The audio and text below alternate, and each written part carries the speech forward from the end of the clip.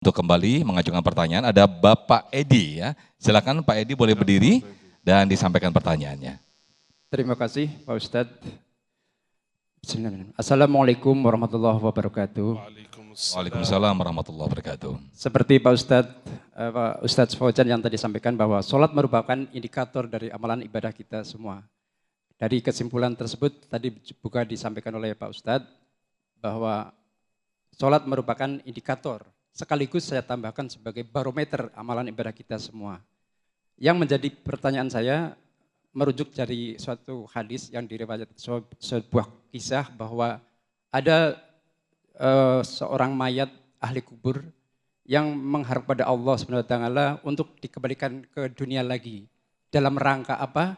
Untuk memohon agar dia bisa kembali ke dunia walaupun sebentar hanya untuk bersedekah.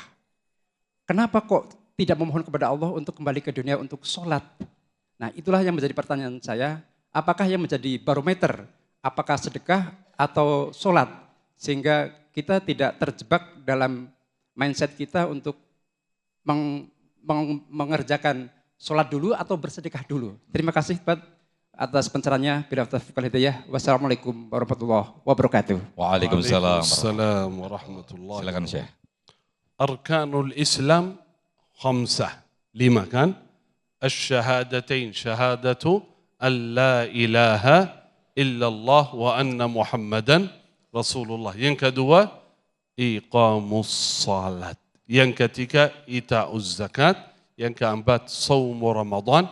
Yang kelima, hajju baitillahil haram. Semoga Bapak Ibu bisa pergi haji ya Rabbal Alamin. Berarti terutama salat. Terus mengenai ayat yang disebutkan, seorang mayit dia berharap memohon kepada Allah kembali lagi ke dunia untuk bersedekah. Itu ayat menunjukkan keutamaan kepentingan sedekah. Tapi ada ayat-ayat yang lain, la'alli a'malu salihan. Ya Allah kembalikan aku ke dunia untuk beramal salih. Secara umumnya. Berarti setiap amalan salih itu baik. Khususnya terutama salat dan sedekah. Ini dua amalan luar biasa. Karena itu ada dalam beberapa ayat. Suratul Baqarah di awal yang kita hafal biasanya baca. Alif Lam Mim. Dzalikal kitabu la raiba fihi hudan lil muttaqin. Alladzina yu'minuna bil ghaibi. ويقيمون الصلاة ومما رزقناهم ينفقون. Mereka beriman kepada Allah Subhanahu wa taala dengan ghaib, mendirikan salat, bersedekah atau infak. Bukan artinya orang yang infak luar biasa dermawan tetapi enggak salat itu orangnya baik, miskin, salah. Dua-duanya perintah Allah yang wajib kita laksanakan. Gak boleh kita milih salah satunya. Khususnya salat. Kalau salat wajib bagi seluruh manusia melaksanakannya. Belum bisa berdiri, silakan duduk. Belum bisa duduk, sakit parah, berbaring. Gak boleh tinggalkan salat.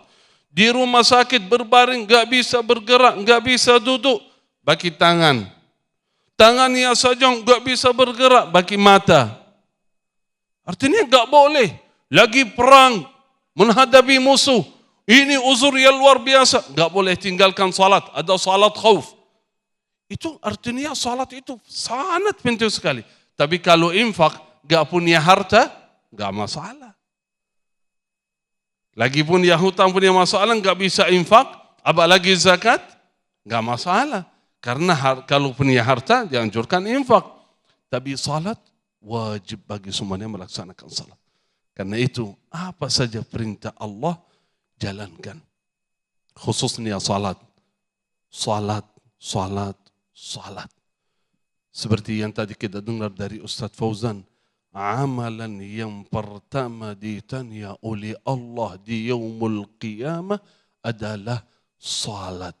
Kalau salatnya baik, berikutnya berjalan lancar, selamat.